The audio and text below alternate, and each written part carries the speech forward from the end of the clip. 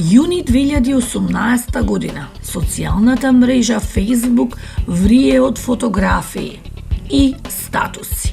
Цитирам: жена македонка пред собранието од полицијата партиска. Мицковски, ВМРО ДПМН ке зажалите што не застанавте до народот да го браните. Иванов Ѓорге жив ли си? Народе, утре оваа жена може да биде твојата мајка, сестра, сопруга, ќерка или било кој друг што ти е близок. Одбрани се, не се плаши. Револуција. Ех, Македонијо. Српска пензионерка претепана во Македонија пред протестите пред собрание. Лага или вистина? Дали случајно ги видовте овие фотографии по социјалните медиуми? Ги видов фотографиите. Сега ги видов, некој не ги покаже Сонја, мада ја прата многу медиуми, мислам многу телевизиски, али тоа случајно не го видов. Не. Што мислите за нив? Реални се или можеби лажни со цел да предизвикаат вознемиреност? Не, овие не се реални фотографии, овие се лажни. Точно е да предизвикаат социјални немири.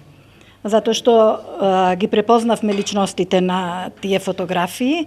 Едната е Северина, а другата е на господја што ја прикажува миналата година. Сите се гледат дека се лажни вести, бидејќи личностите беа препознати. И сега на тоа не можеме да му веруваме, значи тоа се тие лажни вести, мада имат и други некои, ама.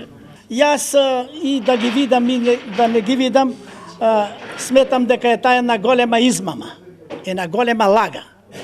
Значи денеска не знаеш што ќе ти презентираат преку снимките или преку писанијата што е вистина, што не е вистина. До тој степен сме ние изманипулирани, значи што е вистина и што не е вистина. А на еден народ да му го презентира што? Лажното или своето ти како што сакаш, што е едно исто да го прогласиш тој народ, тие читатели за глупи. Јас не се осеќам во тие и не го прифаќам тоа. Значи да ги прогласиш за глупци. Ако му презентираш секој ден на невистина, ти провери се дали манипулираш овој народ, ги прогласуваш за глупци. Дали случајно ја споделивте оваа вест на социјалните медиуми или ја видовте споделена кај некој од вашите пријатели? Не. Не ја споделив. Со пријатели дали, со медиуми, вака со нешто, не. Не. Дали сте активни на социјалните медиуми? Имате ли Facebook профил? Немам Facebook профил и не сум активна, затоа што мислам дека некаде се ширате вака некои непотребни и лажни вести и затоа не сум вклучена во Facebook.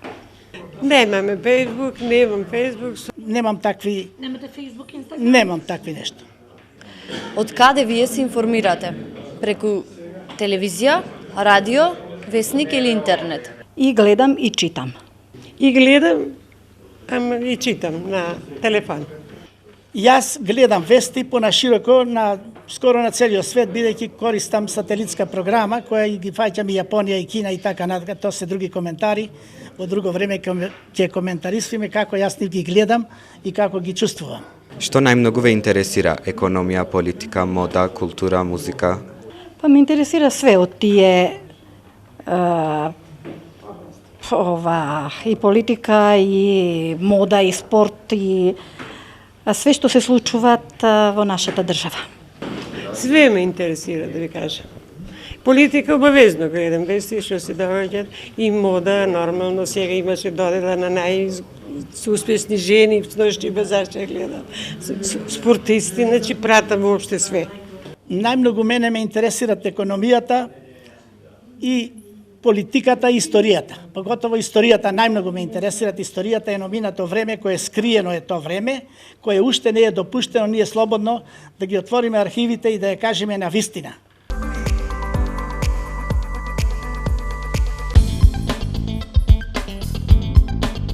Лажна вест или фейк ньюс е неточно или лажно информирање. Вест која содржи невистинити податоци, настани или изјави комбинирани со факти за да се создаде впечаток на вистинитост, што се пласира со штетна намера или за да привлече големо внимание во јавноста. Лажната вест се шири многу брзо преку социјалните мрежи и порталите. Понекогаш на лажни вести наседнуваат и ги пренесуваат и професионални медиуми. Лажните вести имаат за цел преку дезинформации да манипулираат со граѓаните и затоа се штетни за демократијата. Биди фраер, мисли со своја глава. Секогаш провери го, изворот што ја објавува или споделува информацијата, авторот, полно име и презиме, назив или линк до медиумот од каде што е преземена, фотографиите и видеата со кои е пропратен текстот, датумот на веста. На кои медиуми најмногу верувате и зошто? Па претежно на Телма, мислам дека имаат повеќе реални работи ги прикажуваат, радио некое слушам, така да. На никој скоро. Епа, как да ви кажам, скоро на сите имам изгубено доверба. И на нашите што се овде и на балканските, сите се служат или со некој интерес или со некоја пропаганда или измама. Има ли објективни медиуми кои денес достоинствено ја извршуваат својата професија? Има, ама ретко.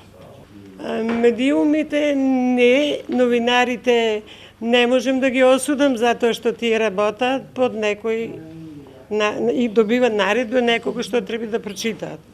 Тие, јас се многу пати гледам дека тие се многу пати гонети новинари, ако кажа некој што не требало да се каже.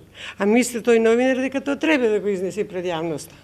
Па да би го разбирал германскиот јазик и англискиот, би давал суд дали тие медиуми се по-фер од нашите, но нашите се такви какви што се и убедувањата ни се еднакви и на вас и на нас, што ни презентират тие.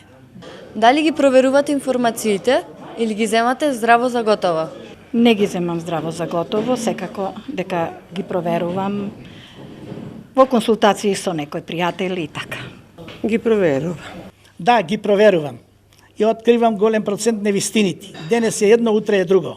Ви се случило ли да поверувате на некоја лажна вест, мислејќи дека е вистината? Па ретко.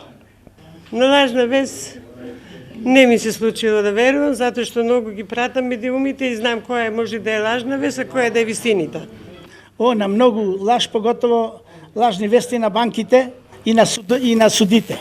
Ви се случило ли да се почувствувате изманипулирани, излажани или вознемирани? И дали може да ни кажете која е таа вест или полувистина што ве вознемирила? Сум се почувствувала, али ева како овие вести што се лажни, на собири политички или такви случаеви. Сте биле ли доведени во заблуда? Мислам, во мојот живот не допуштив да бидам во некаква заблуда. Барем така се трудев. Некој други може да дајат суд дали Чичко Крсте бил во заблуда или не бил, други треба да дајат суд, но јас сум се стремел да не сум во заблуда.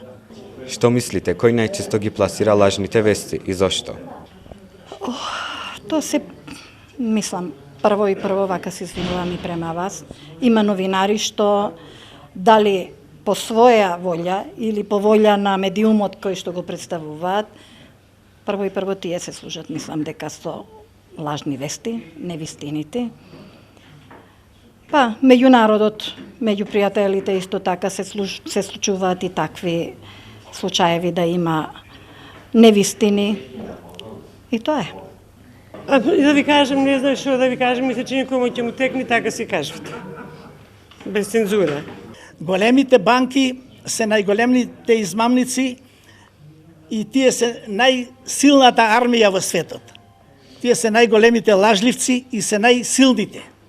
Големите банки кои врзани се и со нашите банки. Тешко ли е денеска да се направи разлика меѓу вистинските и лажните вести, манипулациите кои секојдневно ги има на интернет? И е тешко. Да. Тешко е затоа што не можеш да веруваш во све, а не знаеш во што да веруваш многу.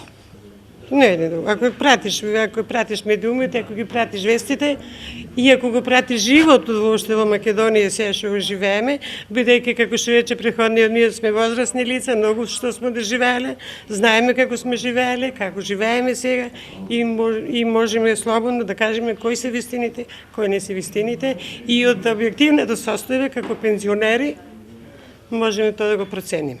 Видите, јас ќе покушам да ви кажам една работа и на вас и на сите што слушаат. Овој е на стара грчка митологија. За време на старите грци живеел во Грција некој Аугин. И тој имал 3000 говеда. Асоциација, пазете. Кога дошол Перикле на власт, вие сте го учеле сигурно, кога видел што е наталожено, имал 3000 говеда и шталата не била чистена 30 години. Кога видел што е наталожено во шталата, навртел две реки, Енеј и Пенеј. За 48 сати шталата била очистена. Моја Македонија, ќе имаш ли ти, Перикел, да направи ревизија и хирургија? Како вие ова го створивте и од каде го створивте? Ревизија и хирургија. Хирургија се подразбират. Или шутка, или... Што мислите за воведување на предмет медиумска писменост во образованието? Би сакале ли повеќе да се запознаете со оваа област? Се слагам со тоа. Да, треба да се воведе медиумска писменост во училиштата. Па, би требало. Јас мислам, ништо побогато од книгата немат. Книгата е најголемо богатство. Су приметил по мене. Ако јас прочитам и то го меморирам, го памтам, ама ако ми помини преку телевизорот, само помин вид. И ништо не знам од вчера и завчера што ми кажа овие по телевизијата. Ама книгата, по богата од тоа, ништо немат. И никој не може воспратено да ме убеди.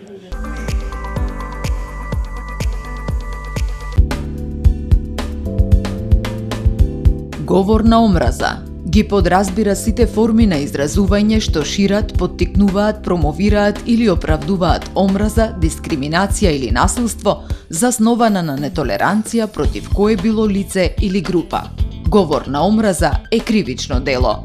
Слободата на јавно изразување на мислата е загарантирана со устав, но не е апсолутно право и не треба да се злоупотреби за загрозување на животите или достоинството на луѓето. Веста, која изобилува со епитети и емоции, често има за цел да предизвика силна реакција кај тебе, да те потпали, да создаде чувство на гнев или страв. Биди фраер, не шири и не подлегнувај на говор на омраза. Мисли со ладна глава. Ти си одговорен за она што го говориш или пишуваш во јавност. Да, и на социјалните мрежи. Ти си одговорен пред оние со кои си споделил содржина или информација која содржи говор на омраза. Медиумската содржина не смее да деградира, да вознемирува, да заплашува, да повикува на насилство врз лица или социјални групи врз основа на предрасуди. Од денешната емисија може да заклучиме дека граѓаните од третото доба, иако се помалку активни на социјалните медиуми, сепак читаат онлайн медиуми и честопати се почувствували излажани и изманипулирани. Силното демократско општество подразбира секој граѓанин да има лесен и едноставен пристап до сите вести, но затоа нашиот совет до вас е секогаш до секоја вест да се настапи критички, да се размисли зошто одредена вест е пласирана во медиумите, кој ја пласирал, дали во неа има факти и аргументи и дали има официјални извори.